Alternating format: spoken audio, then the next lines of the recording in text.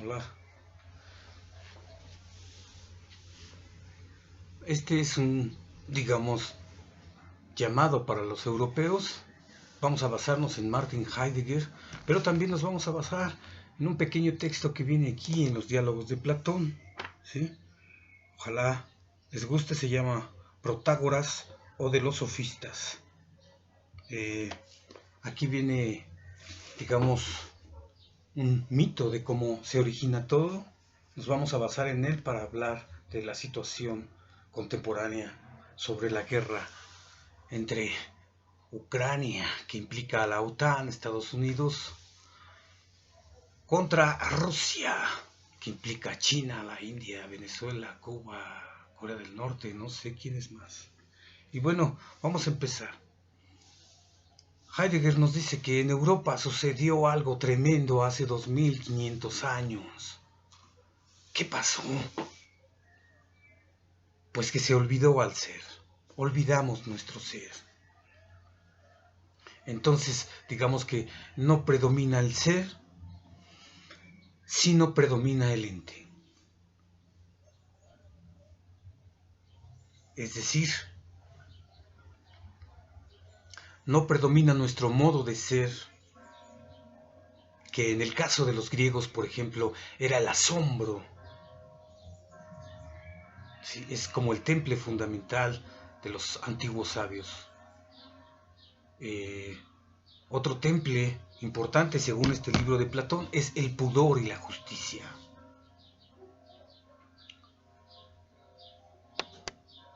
Se decía que la filosofía guarda su origen en el asombro,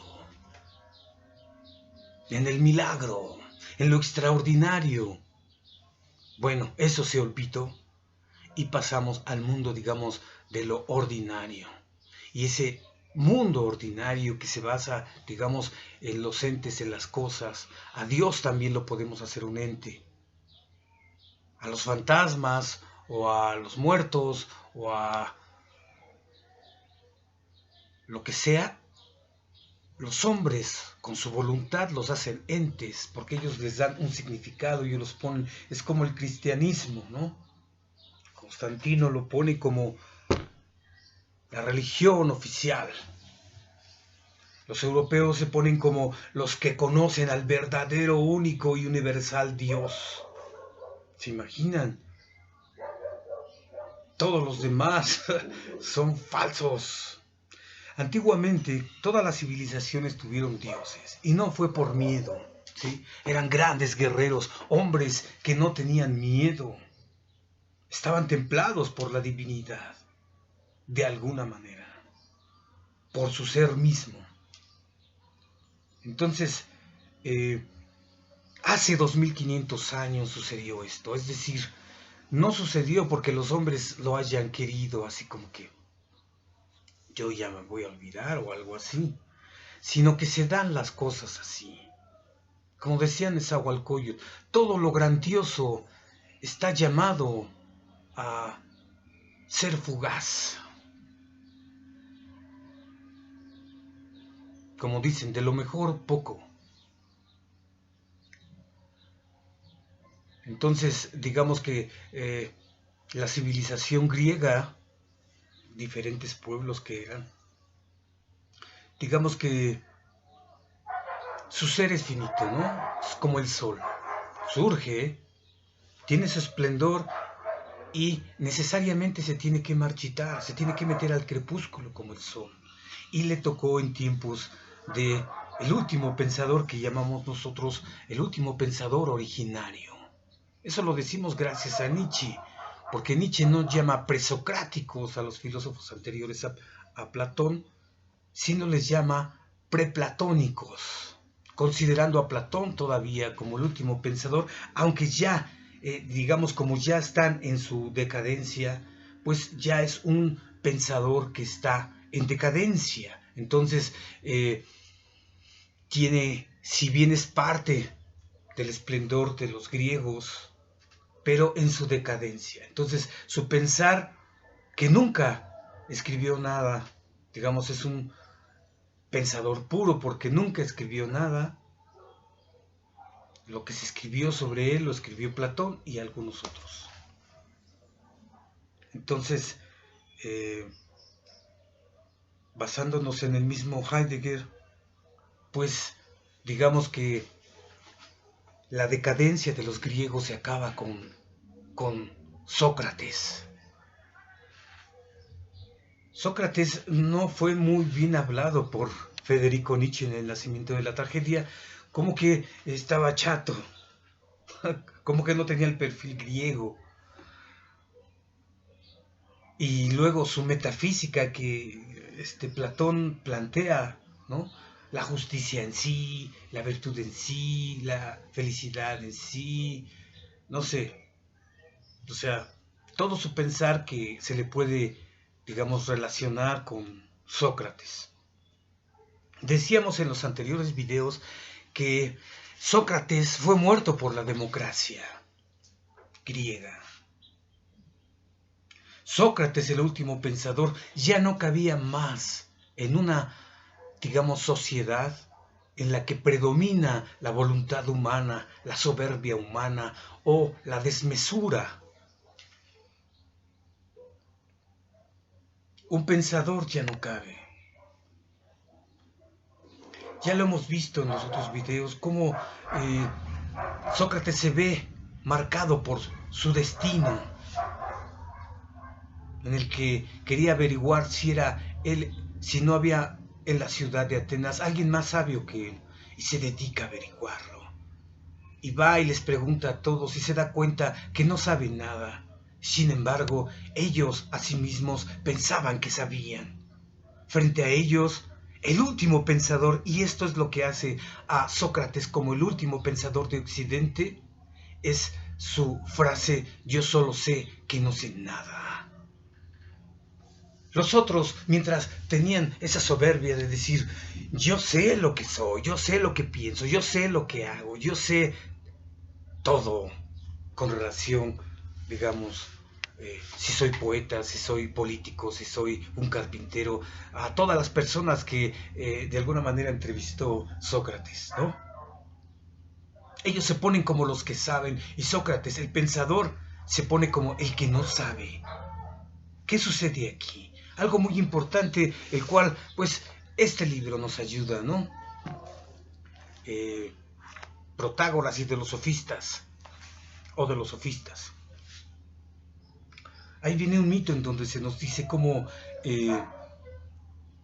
digamos que lo que permite a la política ser política es el temple del pudor y la justicia, del pudor y la templanza. Entonces, digamos que la política está llamada a realizarse como polis, como ciudad. Entonces, digamos, antes de que haya Estado, la política ya está ejerciendo como el sol, ya está subiendo, ¿sí?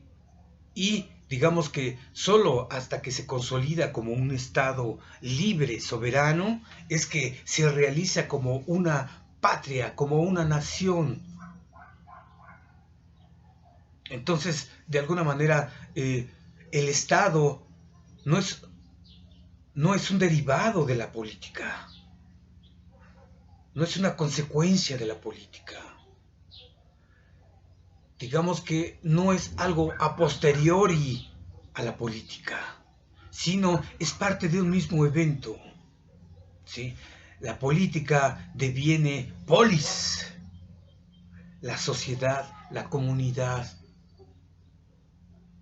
que se entrelaza con los divinos, la comunidad entre mortales y divinos, entre cielo y tierra. Digamos que la comunidad está nivelada en la medianía, en el punto medio.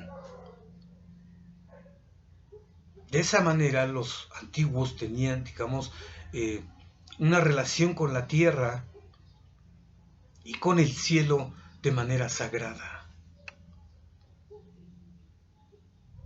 Entonces, sigamos con Sócrates. Sócrates se pone como el hombre que tiene humildad a pesar de que les haya dicho a los demócratas cuando lo juzgaron, yo merecería ser honrado como los grandes gimnastas, porque pues en ese tiempo se les honraba de manera magnífica, ¿no? Entonces, eso les ardía a los demócratas que dijera Sócrates, ¿no? Como un cínico. ¿Cómo te pones así? Yo merecería ser honrado como ellos y ser alimentado. No recuerdo qué otras cosas más les decía ahí en la apología de Sócrates, ¿no? Pero los otros no podían, lo veían soberbio, pero no, los soberbios eran ellos. Porque Sócrates era cínico, pero era humilde en el sentido de que respeta, tiene pudor al oculto en cuanto tal. Tiene pudor, tiene humildad ante el no saber. ¿Se entiende? Como hombre finito, como hombre mortal, no puedes conocer todo. Entonces, digamos que no es que conozcamos todo en el sentido de como los dioses, ¿no? Ser un dios y conocer todo, sino lo que se nos presenta, lo que se nos descubre. A veces estamos seguros de que sucede algo, pero no, es nuestro prejuicio que se antepone ante los fenómenos, ante el milagro que lo niega. Es decir, suceden cosas, lo extraordinario, lo asombroso, y nosotros, digamos, le damos una explicación racional, no dejamos que sea el milagro. Y en ese sentido, digamos, no guardamos pudor ante lo oculto en cuanto tal. No somos apertura para que se manifieste lo milagroso del ser. No sé si se están confundiendo, pero ese es, digamos, algo bueno, ¿no? Entonces, Sócrates se presenta como el que no sabe. Y en ese sentido tiene humildad. Y en ese sentido tiene humildad ante el no saber. El no saber, digamos, es parte de la esencia humana. ¿Sí? La existencia es una interrogación. La existencia misma es una pregunta. Y digamos que es oculto en cuanto tal, nos esencia nuestro modo de ser. Si nosotros nos disponemos, digamos humildemente, al no saber, entonces vamos a caminar con cautela en el mundo, en la tierra, ¿sí? No vamos a dejarnos llevar por los prejuicios que nos dominan, sino, digamos, guardamos apertura, porque somos apertura, guardamos apertura ante lo inesperado, como diría Heráclito. Heráclites. Bueno, estos hombres demócratas se presentan como los que saben y al sentenciar a Sócrates a muerte, a beber la cicuta, pues digamos no están considerando la voz del oráculo que, con la cual Sócrates se está basando para, digamos, no defenderse, sino para decir lo que está pasando, ¿no? O de alguna manera defenderse. Es que el oráculo dice que soy el más sabio y que ustedes no saben. ¿Cómo es posible? Pues tú y tu oráculo. Sí, pero él es un sabio. Por eso no escribió nada, porque de alguna manera los sabios son los que se ponen en obra. Ellos mismos son sabiduría. Entonces, digamos que si Sócrates es el último, digamos, abrigado por la diosa Atenea, diosa de la sabiduría, tampoco les importó a los demócratas. ¿Y quién hablaba a través de la sacerdotisa?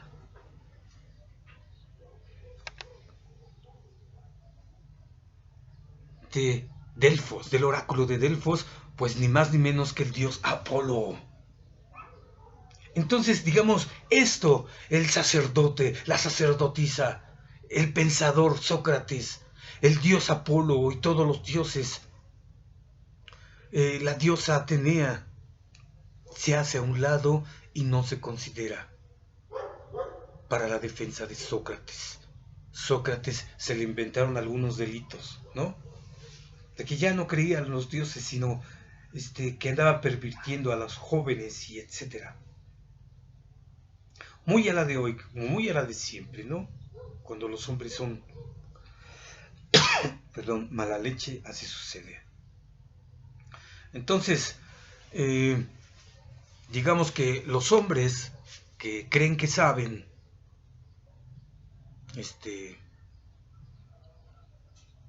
pues matan a Sócrates y con ello se acaba un mundo y comienza otro. Comienza el mundo de los que saben y se acaba el mundo de los que no saben nada. Decía en este texto que, digamos, los hombres nacen con pudor y con el sentido de justicia. Los hombres se retraen, tienden a retraerse. Y gracias al pudor y la justicia, según Zeus, es que los hombres existen en sociedades. Gracias al pudor y la justicia hay amistad, hay convivencia. Digamos, hay un respeto entre las naciones. Gracias a ello no se comen, no se devoran, no se invaden, no se espían, no se entrometen en los asuntos internos de un pueblo. Gracias al pudor uno toma distancia, no solo entre la comunidad misma, sino con las naciones del mundo o conocidas. Zeus lo pone así como que, digamos, son donaciones divinas. El hombre se retrae y digamos que también porta el abismo, pero no de manera, pero de manera oculta, ¿no? Nuestro cráneo tiene una máscara y detrás de esta máscara no hay nada.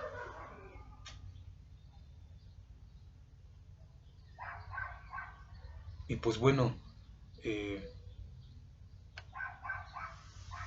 cuestionar cómo somos nosotros desde que nacemos con pudor, cómo nos retraemos, cómo somos humildes nosotros mismos de reconocer que necesitamos de los otros para sobrevivir, sí, para que nos cuiden, para que nos amen. Cuidar es eso, cuidar es amar. Amar es, digamos, también un temple en el que decían que Eros era el más antiguo de los dioses, pero digamos que en el sentido de amistad, digamos, el amor deviene amistad. Si en un principio era algo pasional, después ya, digamos, se serena el asunto y se llega, digamos, a ser amigo. Filos, en griego. Entre amigos. Pero los pensadores pues eran amigos de la sabiduría, eso quiere decir filosofía, ¿no? Digamos que como los pensadores originarios, los pensadores antes de Platón, digamos estos, según Heidegger, pensaban el ser. Pensar el ser es ontología, logos, ontos. Pensar el ser. Es una relación. Nosotros somos una relación de ser, dice nuestro maestro Martin Heidegger. No es mi yo, sino soy una relación de ser. En lugar de decir yo, diría ser con. Soy ser con, porque yo implico a todos los demás y todos los demás nos implicamos entre todos.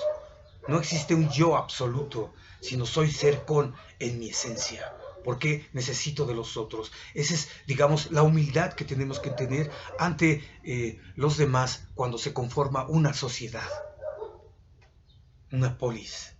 Y bueno, así sucedió. De ahí para el real, domina el ente, es el señorío del ente. Antes de Platón predominaba, digamos, su modo de ser. El modo de ser es el asombro. Y solo por ello, digamos, predominaba el ser. El ser es el asombro. El ser es el pudor. El ser es la humildad. ¿Sí? ¿Se entiende? Ese es nuestro ser, nuestro temple de ánimo. Entonces, bueno, decíamos en otros videos que comparábamos a Sócrates, lo que sucedió, ¿no? Los demócratas dicen, no me interesa tu destino, no me interesa el oráculo, no me interesas tú pensador, no me interesa lo que implica el oráculo, que es la divinidad apolínea, no me interesa tampoco la sabiduría que implica tu existencia y que está resguardada por la diosa Atenea. A un lado todo, y se impone la soberbia de los demócratas. Y, como ustedes saben, creo que perdió por 6 votos, ¿no? ¿Quién vota a favor de que se muera Sócrates y tome la cicuta? Y todos. Por 6 votos o algo así, ¿no? Pero es algo tremendo, diría Martin Heidegger, porque es lo más terrible que pueda ocurrirle a la existencia humana, a los seres humanos, romper con la divinidad de manera originaria, de manera propia.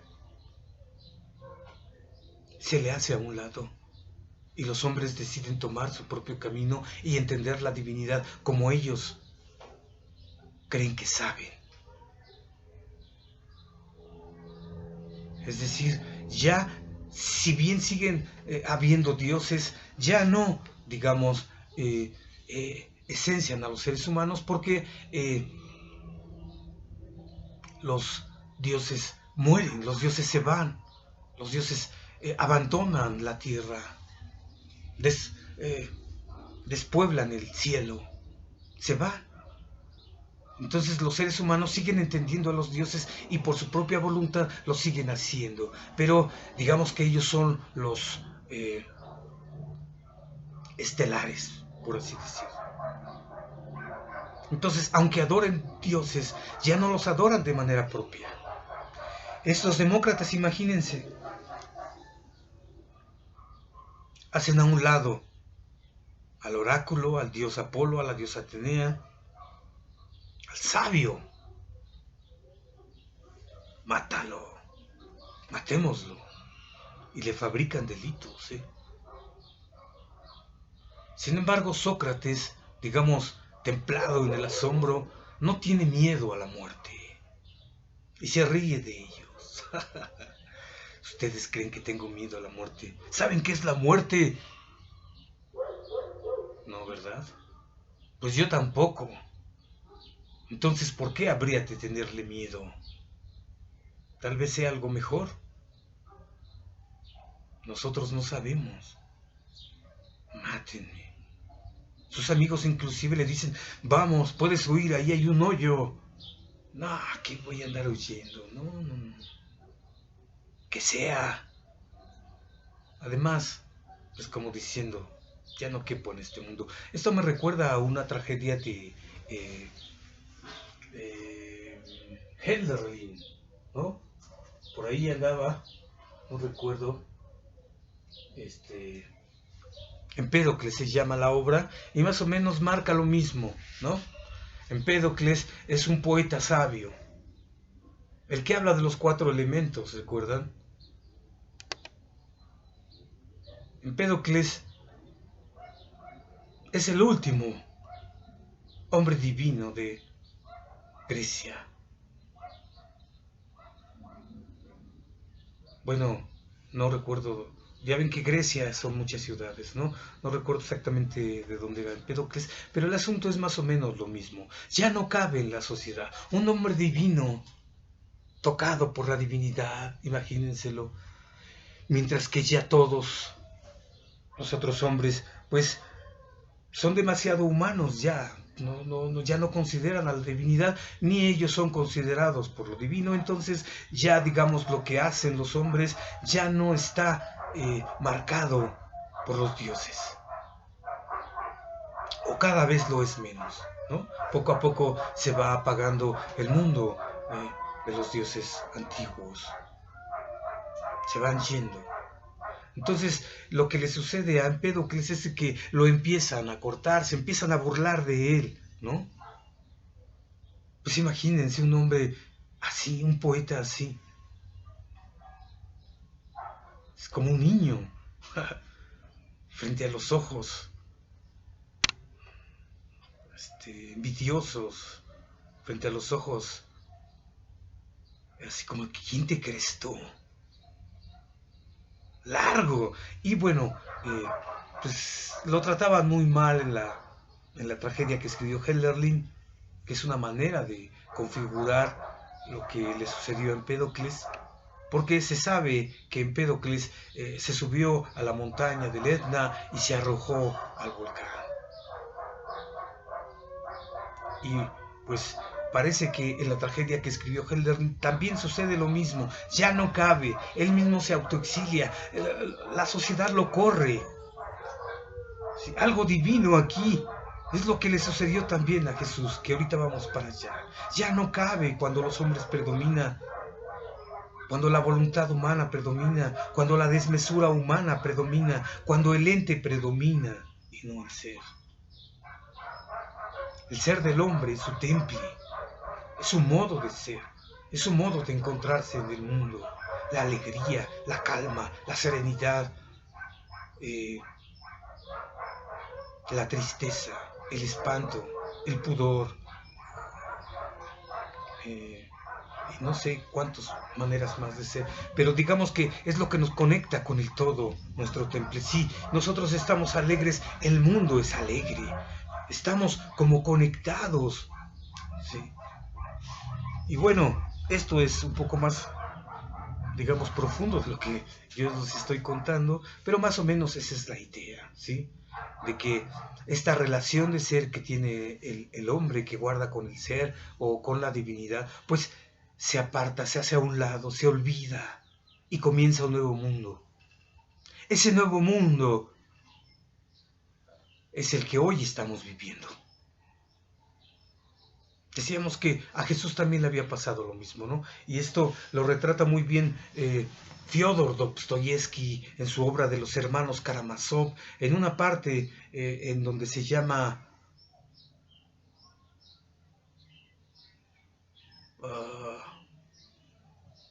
ya no recuerdo. No sé si en El Inquisidor, así se llama, la parte donde se habla, creo que de la muerte de Dios, o al revés. Cuando Jesús llega en estos tiempos, imagínenselo, llega y lo corren los hombres. Los sacerdotes dicen, tú ya nos diste el poder, ¿qué vienes a hacer aquí? No te queremos, vete, y Jesús se retira. No hace falta, no es que no haga falta, sino que los hombres no estamos preparados para hombres tan divinos como ellos. Entonces, ¿qué hacemos? Los eliminamos, los exterminamos. Todo aquello que se quiera poner por encima del ente es sacrificado.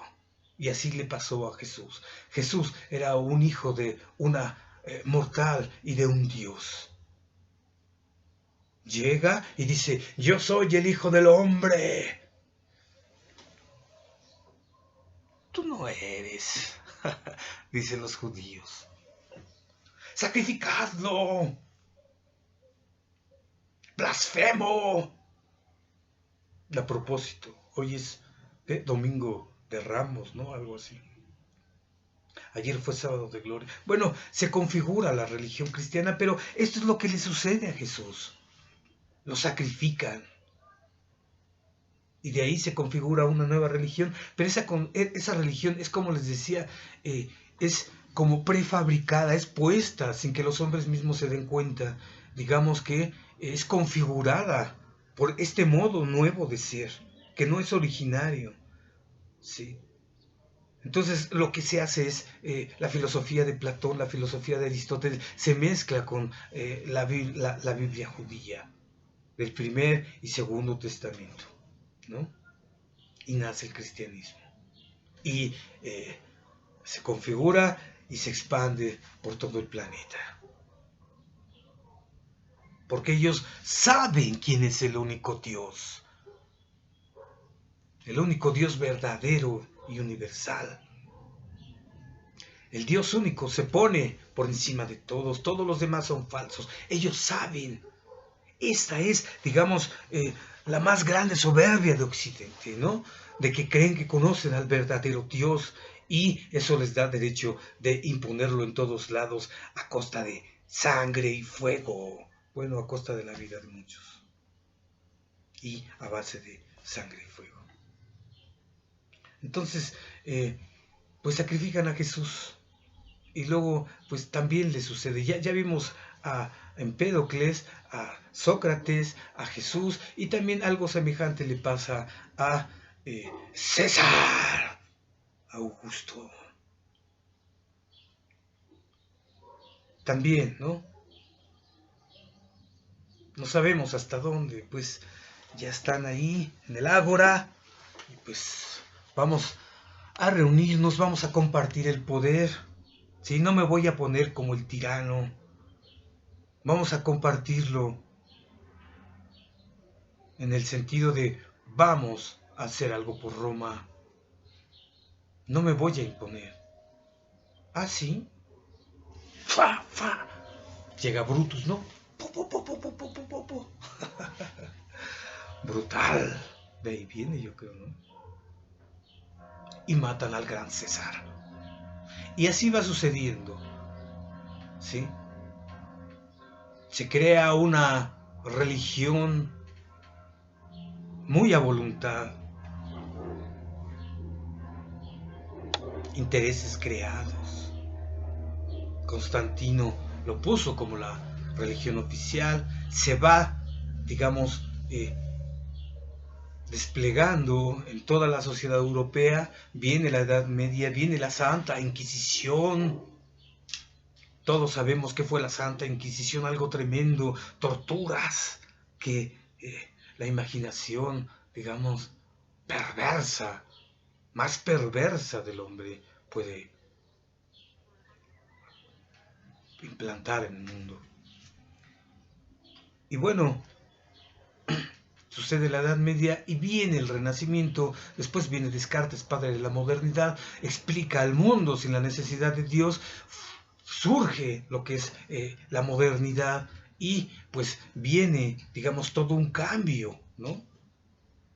Se habla de ciencias, de política, de ética, de ya, digamos, un mundo más humanista, ¿no? Los dioses, digamos, poco a poco ya nos veníamos desligando primeramente de los dioses griegos que mueren y, digamos, se configura una religión, no es una religión originaria, no es natural, no crece de manera natural, sino por la voluntad humana se configura el cristianismo. Entonces, llega la modernidad y el Dios cristiano se anuncia en el parágrafo 125 de la Gaia Ciencia. Dios ha muerto. Eso mismo ya lo había planteado Dostoyevsky en el libro de los hermanos Karamazov, ¿no? Si Dios ha muerto, le dice Alyosha a su hermano Iván, si Dios ha muerto, ¿todo se vale? Como diciéndole al ateo de su hermano. Ya no hay Dios, ahora. Esto de los dioses muertos, digamos, es pensar que hubo divinidades aquí, pero se van, se retiran. Los dioses, a través de la historia de los pueblos, pues han existido con los hombres, pero se van, se retiran. Jesús fue crucificado, se va. ¿Recuerdan esas dolorosas y tristes palabras de Jesús cuando dice: Dios mío, ¿por qué me has abandonado? Pues sí, no solo abandonó a él, sino abandonó a la humanidad. Los pueblos tienen diferentes dioses, pero comparten una divinidad que precisamente ya desde la antigüedad se nombra y que Hölderlin la vuelve a traer otra vez a colación. El Dios desconocido. En la Biblia cristiana se dice que Pablo fue a Grecia para intentar convencer, ya está configurando el asunto del cristianismo, la religión del cristianismo, y se encuentra con un templo dedicado al Dios desconocido. Y él, como sabe, dice: este es el Dios que yo conozco. Pero si es desconocido, ¿cómo nadie lo puede conocer, Pablo? Pero él se pone como que este es el Dios. Aquí también Nezahualcóyotl tenía un templo al Dios desconocido. Es decir, digamos que en los pueblos del mundo hay una divinidad oculta que se les desvela, digamos, mostrando este ser oculto, como se le descubría a el mismo Sócrates, ¿no? Este no saber es una divinidad desconocida, es una deidad desconocida, es un no sé, pero se me descubre en mi ignorancia. Y digamos que tenemos que tener una sagrada humildad para reconocer que no sabemos nada y que meramente somos mortales, ignorantes. ¿Cómo va también el dicho de la Biblia? Polvo eres y en polvo te convertirás. Y dice Lao Tse en el Tao Te Ching: ser uno con el polvo. O como decía Heráclito: no me escuchen a mí, escuchen a Logos. Lo que se intenta poner aquí es lo esencial. No tú ni yo, sino la palabra. Sino tu escucha y mi palabra. Que ese es el Logos. Ese es pensar el ser en comunidad. Y bueno, se anuncia la muerte de Dios. Ya antes, en la antigüedad, se había anunciado la muerte del dios Pan, ¿sí? Y aquí en el libro de la tragedia se dice: el dios Pan ha muerto. El dios Pan no creo, no sabemos si por ser dios Pan quiere decir todo. Entonces no sabemos si todo es así como que todos los dioses, ¿sí?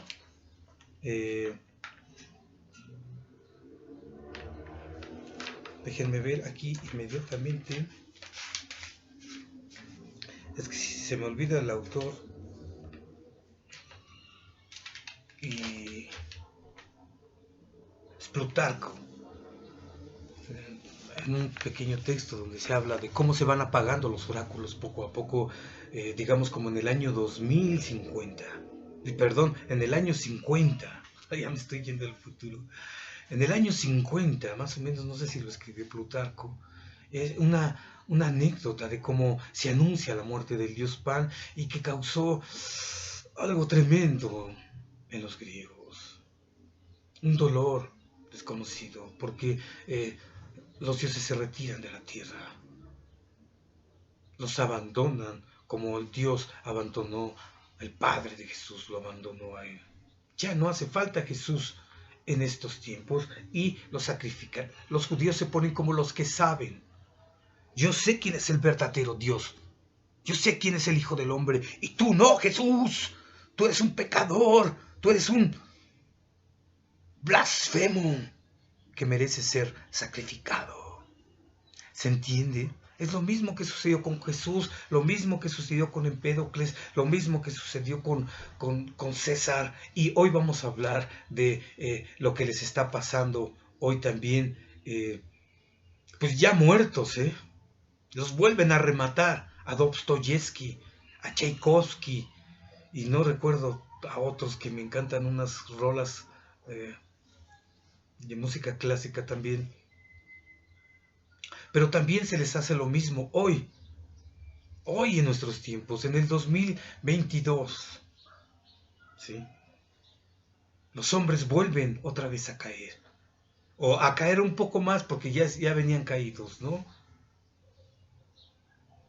Digamos que el cristianismo y la guerra como que no se lleva, porque Cristo, digamos que la guerra de Cristo es una guerra de paz, es una guerra de diálogo divino, de sagradas escrituras. No se puede así como que guerra en nombre de Jesús. Es como que no. Honor y gloria en nombre de Jesús. ¡Fa! No. O sea, la doctrina de Jesús, digamos, pues se pone como la doctrina del amor, de la amistad entre los hombres, del respeto mutuo. Y pues bueno, hoy vamos a decir cómo se da este asunto de la guerra. Hoy se da Ucrania, ya lo hemos platicado en los anteriores videos, intentaremos no repetir, nada más resumir, ¿no?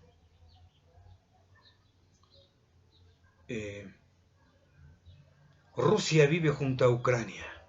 Ucrania le permite entrar a la OTAN y le permite entrar a Estados Unidos a las fronteras con Rusia. Rusia, su principal enemigo ya antes, cuando eran socialistas, cuando era la Unión Soviética, pues era Estados Unidos, los norteamericanos, los capitalistas, y ellos eran los socialistas, pero el socialismo cayó, ¿sí? En 1989, despuesito llegó la caída del muro de Berlín.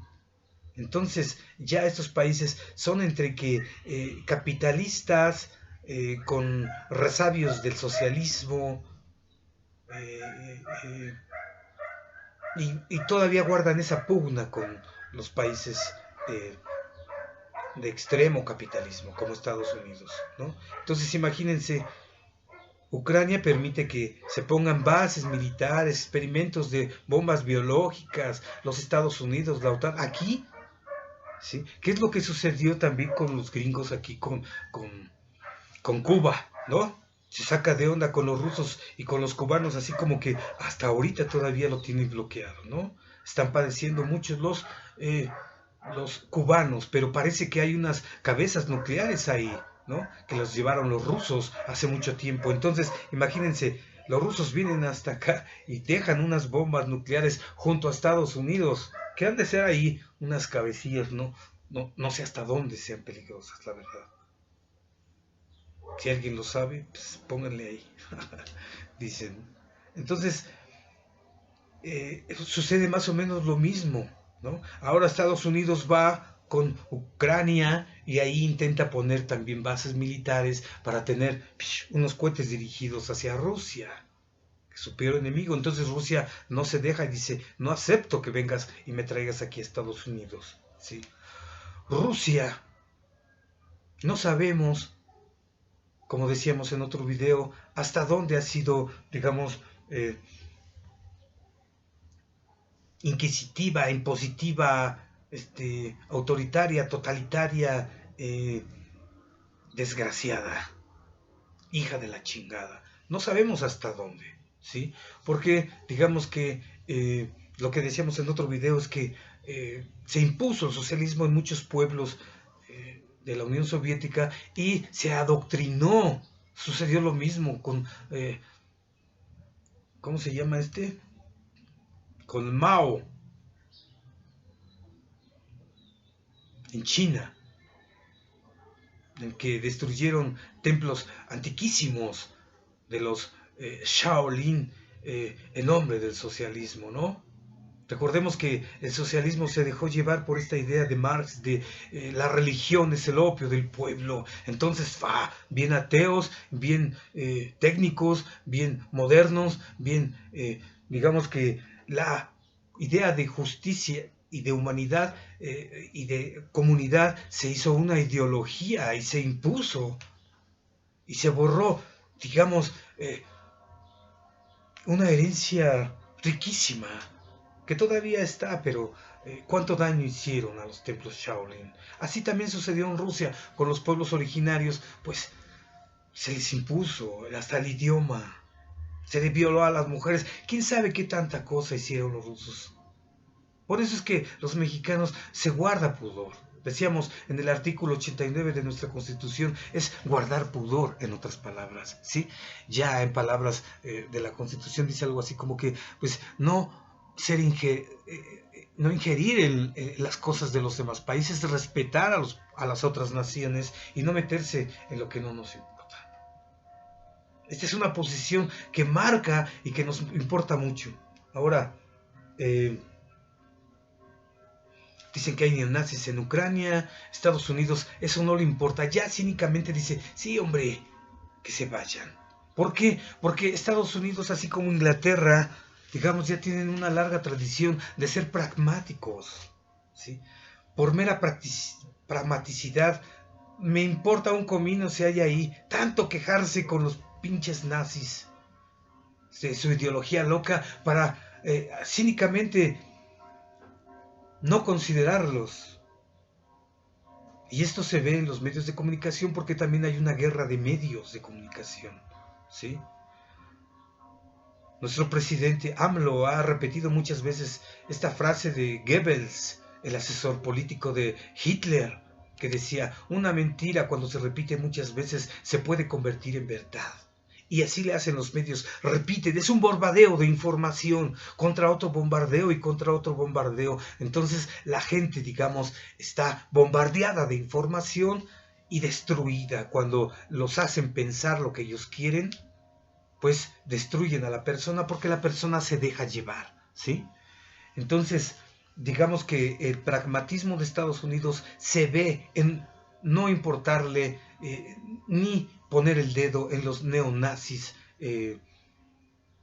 ucranianos, ¿no? Le preguntaron también al presidente de Ucrania qué opinaba de eso, qué onda con esos ucranianos neonazis. Son sus maneras de ser.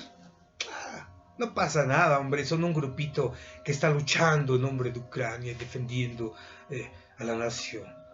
¿Qué pasa ahí? O sea, es por un mero interés. Es un mero gesto pragmático que le va a servir a Estados Unidos para dominar aún más, ¿no? Sabemos que el hijo de Biden, del presidente de Estados Unidos, ha hecho negocios ahí, ¿no? Apenas se le encontraron unas fotografías, una computadora en donde pues se vieron correos con los ucranianos de que están fabricando bombas biológicas.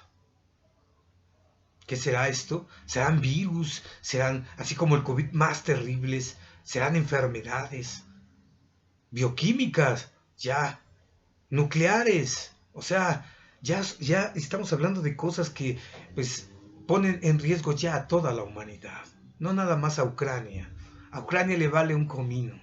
Ellos son orgullosos, están pirados, está tomado el gobierno por estos neonazis y ya les vale madre, ¿sí? Les vale un comino ya que digan, ay, hay unos neonazis. Ay, déjalos. Lo que importa es que están defendiendo a Ucrania. Otro modo de ser pragmático también sucedió hace poco cuando, digamos que como se concentra mucha energía de gas en Rusia, porque ellos distribuyen a Europa, pues también Estados Unidos se ha visto, digamos, necesitado de ayudar a Europa y les comparte gas. El chiste o el asunto es que Estados Unidos se vio, digamos, en ciertos problemas con el asunto del petróleo. Entonces, durante años ha condenado a Venezuela también y también la ha estado bloqueando igual que Cuba, ¿no? Entonces, eh, digamos, este modo de ser pragmático, ya fuera de ética, fuera de todo, recurre todos condenando a Maduro. ¡Ay, Maduro! Que no sé qué, que la chingada. El presidente de Venezuela, pues resulta que va Biden, el presidente de Estados Unidos, y le pide petróleo. Véndeme petróleo, ¿no? ¿Qué? No me has bloqueado y me has chingado y todo el mundo me ha condenado y ahorita vienes con que véndeme petróleo, ¿no? Ah, hombre, no ha pasado nada. Ah, somos compas. ¿Qué onda? Así, habían hecho un meme, algo así como que, así juntos, ¿no? ¿Qué onda, perdido? Le dice Biden a Maduro. ¿Qué onda, perdido? Es que así decimos en México cuando vemos a alguien que no hemos visto durante varios tiempos. ¿Qué onda, perdido? ¿Cómo estás? ¿Qué onda? Pues no te dejas ver. No, pues háblame, ¿no? ¿Estamos en contacto? Sí, sí, sí, claro que sí. ¿Qué onda, perdido? Le dice Biden a Maduro. Digamos que ya no importa todo este rollo, ya no importó todo este rollo de condenar a Maduro, todo el mundo lo condenaba y ahora todos se quedan así como que, ¿qué? ¿Amigos Maduro y Biden? Pues sí, le vale madre a Biden, porque es pragmático, ¿sí? El fin justifica los medios. Esa es una frase que dice que es de Maquiavelo, pero Maquiavelo jamás la dice, pero sí se infiere de su pensamiento, ¿sí? El fin justifica los medios. ¿Cuál es el fin? Mi propio interés, mi poder. ¿Y cuáles son los medios? Me valen madre, ¿cómo lo voy a conseguir? Si es a base de guerra, de putazos, de sangre, de relaciones, de unirme con mi peor enemigo, me alío. Y le quito, digamos, un peón a Rusia. Porque Rusia también, digamos, es como los Estados Unidos, pero del otro lado, ¿no? El capitalismo o el socialismo guardan el mismo fundamento. Digamos, un modo de ser teorizado por el hombre y puesto en obra, maniobrado por el hombre, fabricado por el hombre, de tal manera que el hombre lo fabrica y comienza por sí mismo a tener como su propia vida, de tal manera que va creciendo y después ese monstruo, ese armatoste, se le voltea al ser humano y el hombre ya no puede controlarlo. Eso es lo que está sucediendo hoy en la modernidad. No podemos voluntariamente controlar el calentamiento global, la basura, los hoyos en la capa de ozono donde entran los rayos ultravioleta del sol. No podemos seguir congelando los icebergs, sino que se están deshaciendo y esa agua se está yendo al mar y esa agua hace que el mar se mueva y que haya tsunamis. Estamos sacando el petróleo y dejamos hueco y eso se va acomodando la tierra, se van provocando temblores y esos temblores también más tsunamis. Vamos aplanando la tierra. Tantas carreteras, tanto cemento, tantas casas, pues digamos que el cemento con los rayos del sol pues provoca calor. Digamos que nos hemos dado cuenta que el hombre no puede hacer nada frente a estas cosas y eso que él creó ahora se le está volcando contra él mismo. El armatoste, un nuevo dispositivo que tomó, digamos, vida por sí mismo y ahora nos destruye. Es como la Matrix, como la película esta, ¿recuerdan? Y tantas películas que se han hecho al respecto. Pero bueno, decíamos que esto, ser pragmático, pues viene ya de una tradición, ¿no? El pragmatismo es una filosofía gringa y también de su mamá. La mamá de Estados Unidos es Inglaterra. Ahí nacieron los obreros. Inglaterra es madre de los obreros con esta revolución industrial, ¿no? A fabricar, órale, el capitalismo, ¿sí? La mano negra, Adam Smith. Y bueno, de ahí ya viene una larga tradición, ¿no? El utilitarismo. Si me es útil, bien, si no, no. Se relaciona mucho con el pragmatismo, ¿no? De tener esas actitudes como Biden, ¿no? No me importa que seas Maduro, que seas... Dame petróleo. No me importa que sean neonazis. Con que nos ayuden. Son una minoría ahí. Con que nos ayuden a desmadrar a Rusia. Con eso basta. Puta madre. ¿Por qué? Porque más o menos son lo mismo todos, ¿no? Se parecen todos. Son estos hombres demócratas que mataron a Sócrates. Es esta sociedad que exilió a Empédocles. Son estos judíos que asesinaron y sacrificaron a Jesús. Son estos aristócratas que mataron al gran César. Y bueno, ahorita les vamos a contar otro caso que, como les decíamos, ya para terminar con esto de Inglaterra, pues Inglaterra es pragmática, utilitaria, revolución industrial, así también es mecánica, ¿no? Con este asunto del Estado de Leviatán, de Thomas Hobbes. Digamos, es una manera leviatánica de gobernarse, del miedo, de meter miedo. Eso es lo que les gusta, meter a los ingleses, a los gringos, ya de una vieja tradición utilitarista, pragmatista, leviatianista, por así decir, ¿no?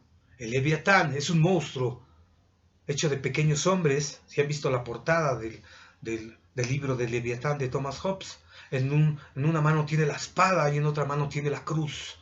Él guarda el monopolio de la violencia. ¿Y cuál es la esencia del hombre según Hobbes? El miedo. Mientras el Estado controle, el meta miedo y controle de esa manera a los hombres, va a haber comunidad, va a haber Estado. Y se mueve de manera mecánica como un reloj. Y también otras filosofías como por ejemplo el evolucionismo. Decía Alejandro Humboldt, que tuvimos la suerte de ser visitado por él aquí en México. Decía algo así como que no hay peor mal que pensar que nosotros venimos del animal. Como los changos estos, ¿no? Que van creciendo, se van transformando en hombres, ¿sí? Esos son los ingleses. Ellos vienen del animal. Ellos son animales racionales. Pero la razón, decía Martin Heidegger, tan glorificada durante siglos, es la peor adversaria del pensar. No nos deja pensar, porque la razón, digamos, se mete como en una burbuja en sí misma, pensando en que mi yo racional, ¿se entiende? Pero como decíamos en un principio, somos un cercón. No existen yoes individuales más que como meros... como les llaman, conjetura, ¿no? Como un mero supuesto, digamos, en el que ya se sabe que no eres un yo, pero se entiende. Pero así se vino dando por toda la modernidad. El fundamento es la mente humana. Si antes el fundamento era un Dios conocido, único y universal, el cual conocían muy bien los europeos, ahora es la conciencia, el yo, la mente, el ego. Ese es el fundamento de todo. Pero cuando ponemos un fundamento, los humanos, no guardamos apertura al oculto en cuanto tal. Entonces nos cerramos a nosotros mismos y, como dice Heidegger, dejamos fuera al permanecer fuera, porque nosotros somos ser con los demás. Nuestro ser es estar fuera con los otros, no metidos en un yo interno, en mi mente, en mi cerebro. No, eso no. Eso nos ha llevado a muchos problemas, ¿no? Decíamos que no es originario porque no hay una relación de ser que marque nuestro ser, sino nuestra cápsula del yo. Y bueno, otra filosofía, aparte del evolucionismo de Darwin, pues que dice que venimos de los animales. Vendrán ellos, dice mi maestra. Lo serás tú, dice mi maestra Guillermina Rivera Gómez. También es el Big Bang, ¿no? Es otra manera de explicar como el inicio del... O sea, ya guarda una tradición muy científica, muy técnica, muy mecánica, muy utilitarista, pragmática, muy mecánica. Ya dijimos, el Estado se mueve como un reloj, ¿no? La esencia del hombre es el miedo. Y bueno, habiendo visto esto, más o menos un cierto contexto, se viene el peligro de la Tercera Guerra Mundial, ¿no? Pero digamos que la peleita entre ellos, pues nos va a meter a todos, porque una Tercera Guerra Mundial, si apenas pudimos, como decíamos, vernoslas con el COVID, cabronamente, en muchos lugares más que en otros, pues una Tercera Guerra Mundial con armas biológicas, donde ya la situación no es normal, sino anormal, pues está difícil, ¿no? Organizar en una situación anormal. Entonces, podemos perecer todos los hombres. Y nos dice nuestro maestro Martin Heidegger, algo más terrible que una Tercera Guerra Mundial, o el que pone en peligro a la misma humanidad, algo más terrible que el COVID, algo más terrible que el hambre, algo más terrible que todo eso, es que olvidamos nuestro ser. ¿Recuerdan? Que decíamos que ya después de Platón los demócratas olvidan el ser del asombro. El temple fundamental del asombro es el ser de los sabios antiguos, de los pensadores originarios. No solamente Heráclito, Parménides, Empédocles, Anaxímenes, todos estos que se les llaman preplatónicos, también los 7 sabios y también muchos antes atrás. Porque, como decía Giorgio Colli, ¿no? La filosofía quizás guarde su origen en estas frases que estaban escritas en el oráculo de Delfos, como esta frase que se le atribuye a Sócrates de conócete a ti mismo. Esta frase fue dictada en el oráculo y ahí quizás guarde, dice Giorgio Colli, el origen de la filosofía. Ahí sea quizás el origen de la filosofía. Esos oráculos pues ya tienen, ¿sí? Desde Homero, antes quizás, ¿no? Entonces, digamos, el origen de la filosofía no solamente se da en los 7 sabios o en los pensadores originarios, sino ya de una larga tradición en los oráculos de los dioses.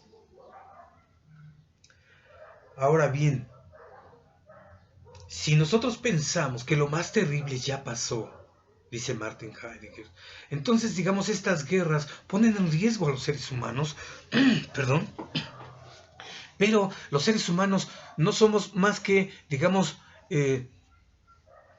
entes que han olvidado a su ser.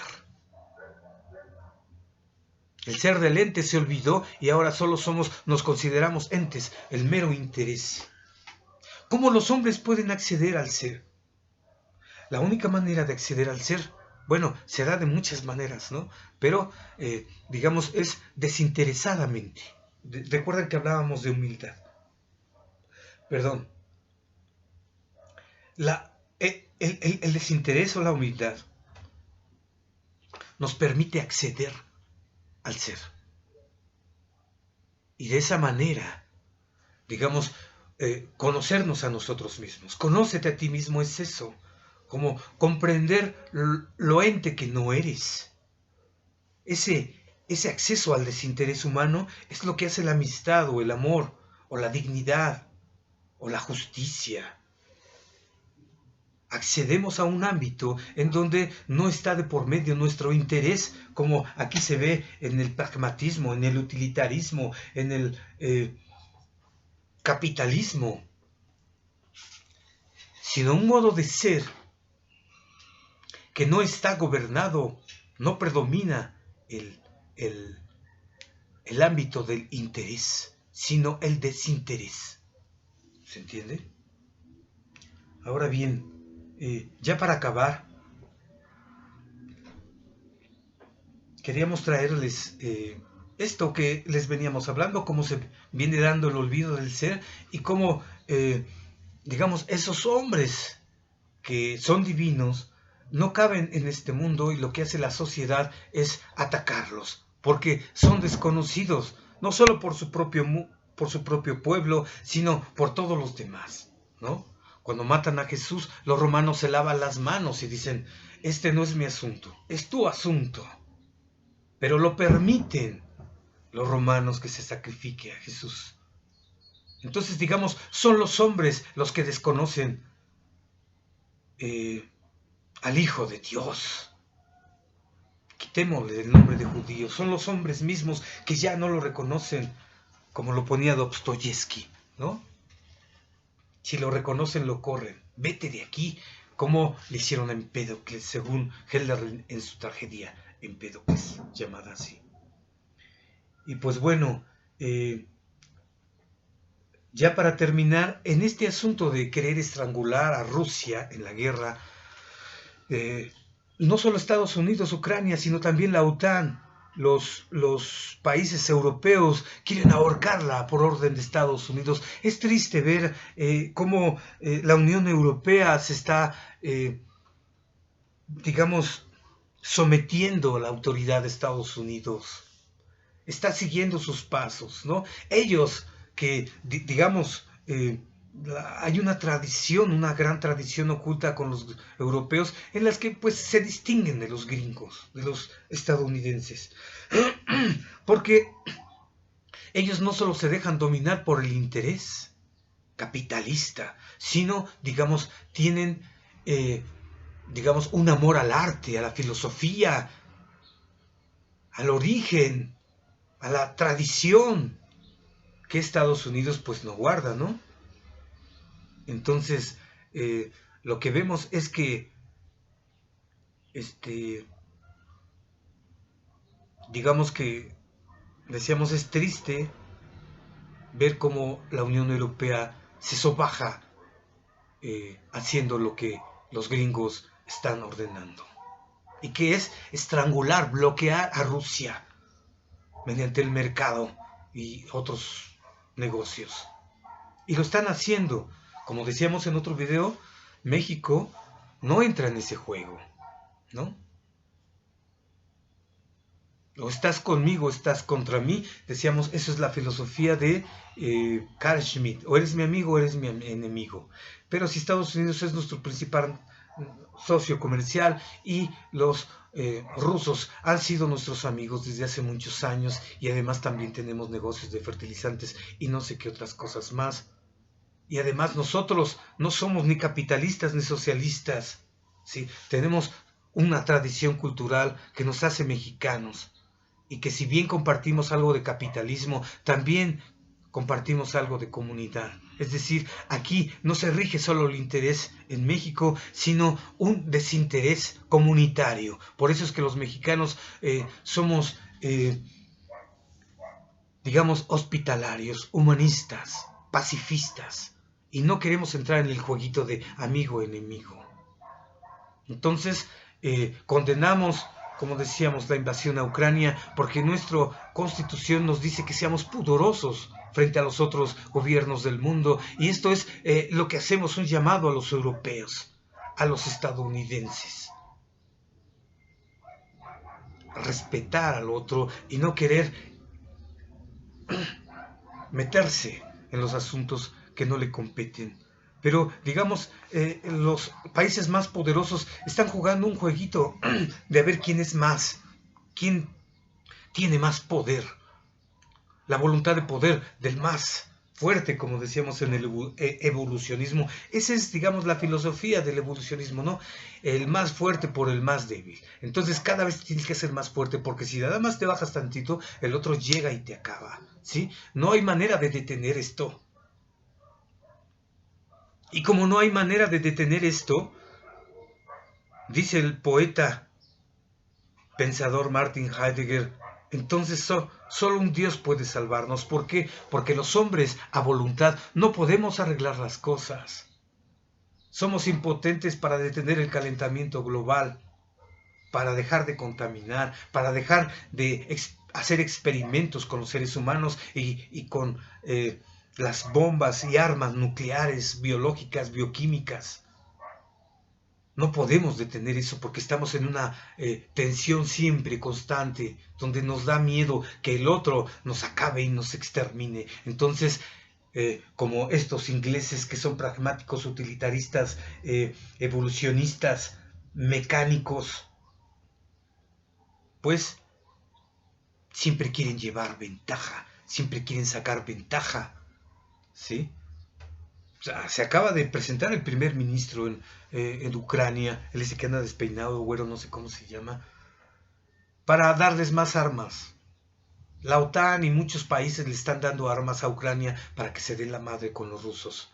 Y están utilizando a Ucrania para destruir a Rusia, no abiertamente en una guerra contra la OTAN y Estados Unidos, sí, sino con los ucranianos. Entonces, a lo que íbamos.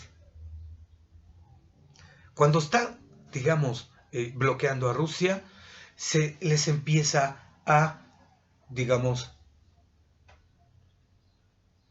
odio a los rusos. Se les llama, ¿cómo se les dice? Rusofobia.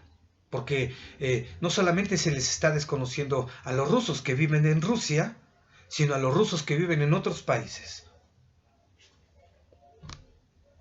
Y se les desconoce y se les exilia y se les corre. La embajadora la canciller creo que sí, de España, les decía a unos rusos, si ustedes quieren quedarse aquí, en España, es bajo su propia responsabilidad, ¿sí? O sea, si les hacen algo, yo no sé. Los desconocen. En otros lugares los están corriendo, les están congelando sus cuentas a los millonarios. Creo que también hasta despidieron a un director técnico ruso en Europa. Pero el colmo de los colmos, hay muchos que se están viniendo aquí a México porque México, como decíamos, no entra en ese juego. Entonces, aquí no condenamos a los rusos y ni a ningún otro país, ¿sí? Hasta aquí se están también dando asilo político a los ucranianos. Entonces, ¿qué es lo que está sucediendo? Pues que en México, como es un país abierto, digamos que se les está abriendo las puertas a los demás. Vienen y dejan aquí sus yates porque también se los están quitando y les están quitando todo a los rusos por todos lados, los están estrangulando. No solamente como su país, como lo hacen con Cuba, no, sino a los rusos en todos lados. Eso nunca lo habíamos visto, ¿no? Me recordó a cuando los nazis ponían letreros en las tiendas de los judíos, ¿sí? Acá también les ponen un sello, tú eres ruso, pero no en Rusia, sino en otros países, en Estados Unidos, en Europa, en muchos lados se les está bloqueando. Y el colmo del colmo, y ese es a lo que queríamos llegar, es que, digamos que los europeos están matando a los que ya están muertos, ¿sí?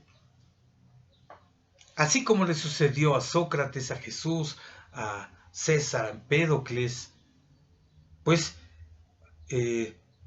hoy les está pasando a Tchaikovsky, a Dostoyevsky, que ya están muertos y aún así se les está,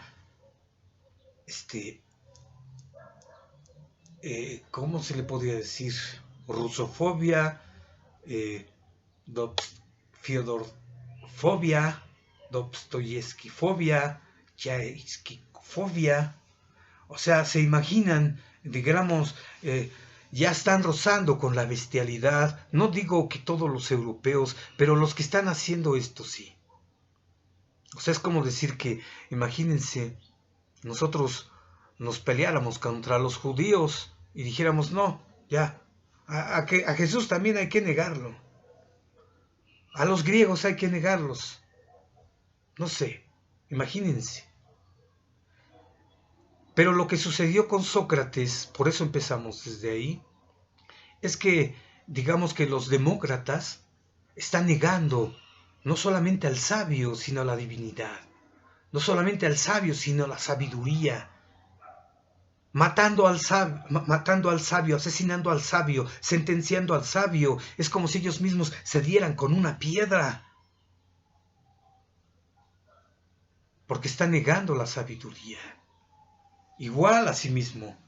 Se está negando a Dostoyevsky, se está negando a Tchaikovsky y todos los artistas y grandes de la Europa del Este. Que es un problema europeo, decíamos, ¿no? Que se está convirtiendo en un problema mundial.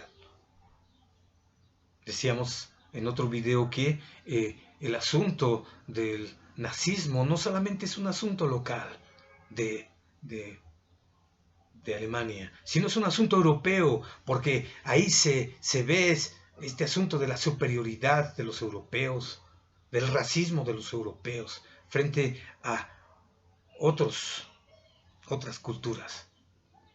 Y bueno, resulta que en Milán, hace poco, en la universidad, pues vetaron a Dostoyevsky.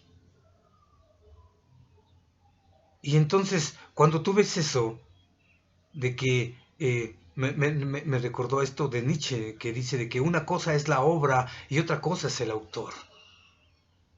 ¿Sí? Por eso dice, hasta a veces es mejor que no hablen los autores de su obra, porque a veces con lo que dicen tienden a veces hasta vulgarizarla.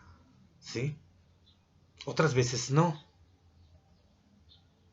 Pero digamos que los europeos, estos gobernantes locos, por el cual está tomado, está secuestrado a la política europea por hombres de derecha y este tipo de hombres demócratas que solo ven el ente, que no tienen respeto, no guardan pudor ante lo oculto en cuanto tal, que no son ellos mismos apertura del misterio, que no son, digamos, respetuosos y humildes frente al no saber de Sócrates, que se le revela a Sócrates. Este no saber nos enseña a los hombres para que no seamos presuntuosos o soberbios.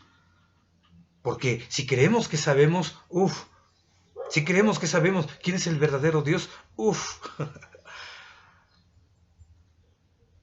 Entonces, bueno, ya para terminar, lo que decíamos es que, digamos que ya se está rozando con la bestialidad. ¿Sí? Decía en este libro de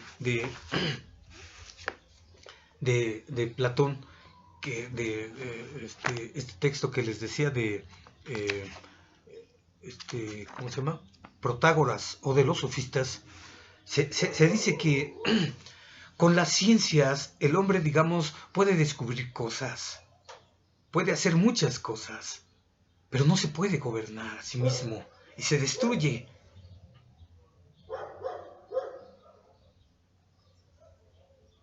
Digamos que también con las artes. El asunto de las artes es que solo las tienen unos cuantos, ¿no? El médico solamente, la medicina es al médico, y así la carpintería es al carpintero, y así muchos artistas, ¿no? Pero digamos que lo que une es un temple que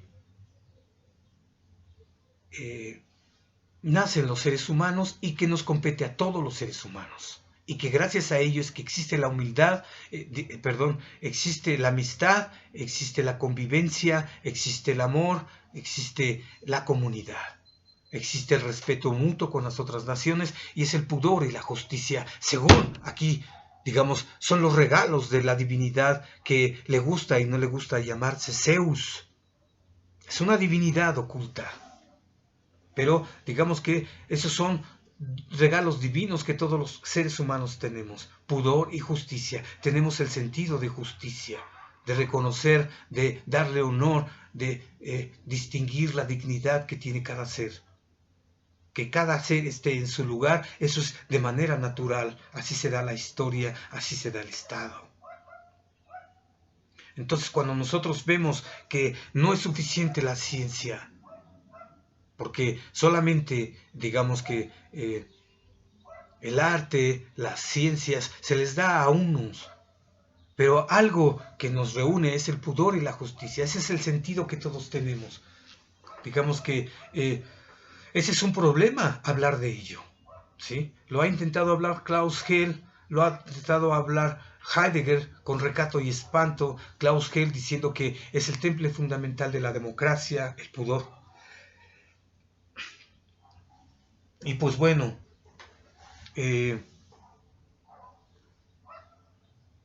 los europeos están llegando, están rozando con la bestialidad al condenar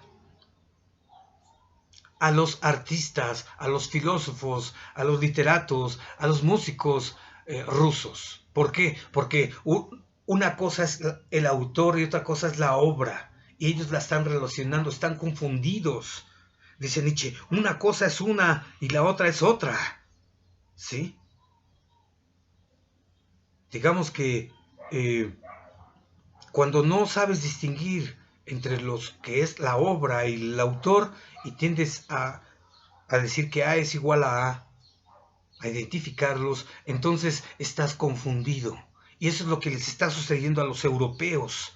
Están confundidos. Me estoy refiriendo a esos europeos de derecha, esos europeos globalistas, esos europeos conservadores, esos europeos que solamente atienden a su conservación y crecimiento, a esos europeos que solamente tienen miedo de perecer y querer sacar ventaja para asegurar su conservación y su crecimiento. ¿Y qué pasa con todos esos otros europeos que, digamos, no están de acuerdo con la guerra?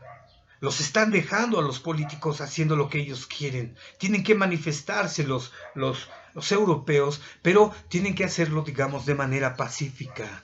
Pero para eso tienen que, de alguna manera, ejercer su política, dialogar, manifestarse, en el que esté prohibido, como aquí en México, vetar a los al que quiera hablar, ¿no? Está prohibido prohibir aquí. Aquí se dice lo que, si quieres insultar al presidente, hazlo, pero también hay leyes que no pasa nada si, o sea, no se les castiga, pues, ¿no? A menos que alguien se ponga así muy insistente. Pero, pues, así sucede aquí en México. No se les veta. Lo que está pasando con la guerra de información en Europa es eso, ¿no? Se les está vetando. Recuerdan que vetaron una vez a Donald Trump. Imagínense, el presidente más poderoso del mundo, y un medio de comunicación y otras fuerzas lo vetan. Dices, órale, ¿no? El cuarto poder, como le llamábamos aquí en México. Tiene mucho poder los medios de comunicación y están engañando a la gente. Y bueno, pues parece que ya, ¿no? Solo un Dios puede salvarnos, y digamos que para que llegue ese Dios es necesario que los poetas los llamen. No va a haber dioses únicos y universales, por supuesto, sino no sabemos. El Dios desconocido tiene muchos nombres. Lao Tse le llama el Tao, la divinidad. Y aquí tuvo muchos nombres en todos los pueblos, ¿no? Ometeo, Dios 2. Y Panemoani, dador de la vida. In Tonantzin. In Totacli, nuestro Padre y Madre. Madre y Padre de todos los dioses. Dueño del cerca y del junto. dueño de la tierra y del cielo. Es una divinidad desconocida, en la cual esencia de diferentes maneras a los pueblos y con diferentes dioses y diferentes tradiciones. No es un Dios único ni universal. Parece que los hombres comenzamos de nuevo, y con esto terminamos. Lo que está planteando Martin Heidegger, el alemán, es que pensemos de manera distinta, pensemos no solamente considerando a los entes, a las cosas, a los algos, ¿sí? Hasta Dios lo podemos hacer una cosa cuando ya lo vamos determinando categóricamente, o con categorías, ¿no? Bello, bueno, verdadero, eterno, infinito, etc. Lo hacemos un ente, lo hacemos una cosa. Entonces, para, digamos, y esta es la invitación a los europeos, es considerar a lo no ente. ¿Y qué es lo no ente? Pues, digamos, nuestra relación de ser desinteresada, como la amistad, como las gracias. Cuando nosotros accedemos a ese ámbito, como por primera vez nos realizamos, se da nuestro ser, ocurre nuestro ser, se da el ser. Es el señorío del ser el que está gobernando ahí. La amistad, el amor, la convivencia, la paz, la justicia, digamos, solamente puede manifestarse cuando se pone en obra. Y lo que está diciendo Martin Heidegger es de que iniciemos otro pensar. Es que se está iniciando otro pensar en donde consideremos lo oculto en cuanto tal, en donde tengamos humildad de reconocer que somos seres mortales y que no lo sabemos todo. Tener pudor ante lo oculto en cuanto tal, al misterio de nuestra propia existencia, al milagro de nuestra existencia, del aparecer de nuestra existencia. Que tengamos un poco de pudor ante los otros y su modo de ser. De no estar ingiriendo y metiéndote en todo. Pero como decíamos, esta es una fuerza que no se puede detener porque hay una competencia con las fuerzas más poderosas, bélicas, como podríamos decir, metafísicas entre las naciones, ¿no? China por un lado, con Rusia, con la India, con Corea del Norte, con Venezuela, con Cuba y no sé qué otros más países. Y de este lado la OTAN, el capitalismo, Estados Unidos. Son esas dos fuerzas que se están impulsando a tener más poder hasta que llegue un momento en el que se den en la madre y nos utilicen a todos los demás. En lugar de darse ellos en sus países, lo suelen hacer en otros como en Ucrania. Ucrania se prestó para eso. Y bueno, díganme sí o no, se está rozando con la bestialidad cuando se está desconociendo a Dostoyevsky, la sabiduría de Dostoyevsky, la música de Tchaikovsky y todos los artistas, Tolstoy y no sé, o sea, cuando se hace esto, se está cayendo, digamos, ahí se muestra el olvido de la grandeza, de lo extraordinario, lo que significa la obra de arte. ¿Qué nos importa a nosotros el autor? Dice Nietzsche. Entonces este es un llamado para los europeos y digamos que lo difícil es, digamos, disponerse a lo necesario, dice Martin Heidegger, ¿no? Esta necesidad que nos mueve a la justicia, esta necesidad que nos mueve a retraernos ante los otros o demostrarnos ante los otros con pudor y con justicia. No se puede manipular porque no podemos dar las gracias o amar de manera interesada, sino que el amor se da o no se da de manera desinteresada, como la amistad. Ya cuando hay un interés de por medio se echa a perder todo. Que bueno, siempre los hay, pero eso no es lo esencial, ¿se entiende? Es como el dinero, es importante, es como el alimento, perdón, es importante. Pero lo más importante es la amistad y la convivencia entre los hombres y las naciones. El respeto al derecho ajeno, decía Benito Juárez, es la paz. Eso es mera humildad frente a nuestro ser mortal. Y bueno, pues parece que ya, como no se puede maniobrar, pues entonces es algo que se le va abonando, que se va cultivando, y no es de un día para otro. Pero mientras, ya lo saben, estimados amigos europeos y de todos lados, el artículo de nuestra Constitución dice, no te metas en lo que no te importa. Merci beaucoup.